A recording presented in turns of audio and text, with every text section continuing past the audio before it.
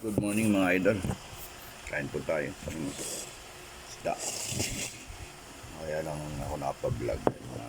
Share ko lang sa inyo. Kagabi kasi, yung kapatid namin nasunugan ng bahay. Iba talaga yung ano mo yun, kayong magkakapatid sama-sama. Ang bilis na nagawa ng paraan na maayos lahat. Nakain kami ng kahoy sa kabilang kumpanya ng amo namin. Tapos yung mga kasamahan ko gumagawa rin naman pa sa kasama ko sa trabaho, gumagawa rin sila ng paraan para makatulong din sa kapatid ko.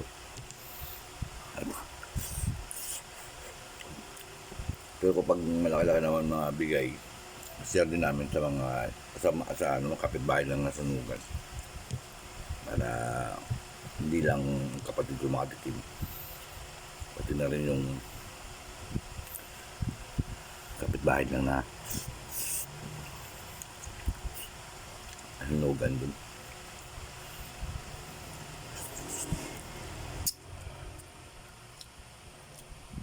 Mabilis ng sunog ang hindi ang pinakamahirap sa lahat.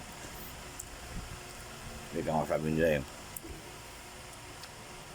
nadakawan ka lang lahat ng 10 beses may matira pa rin pero pag sunog kung anong suot mo yun lang ang tanging susurvive mo sa sarili mo. Kaya nga maawa ko sa mga bata.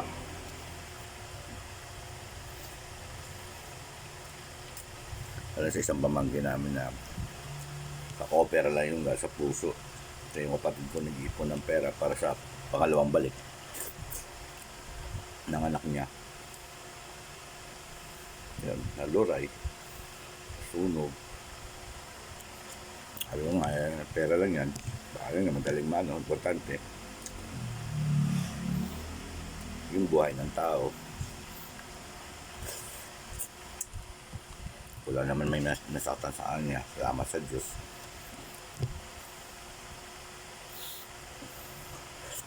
Yun lang ang idol. I-share ko lang sa inyo. Dahil na nakakalungkot. Balang muli. Pero masaya dahil nga nagawa namin ng paraan sa kapatid kagabi.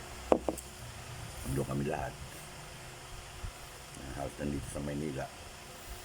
Tulong-tulong pati yung mga taga-amin sa probinsya sa Bacolod, sa Hacienda.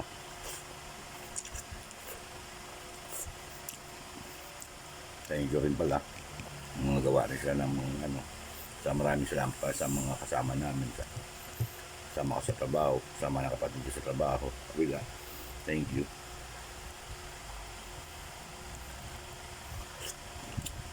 God bless po ulit lahat sa inyo. Thank you po. Bye-bye.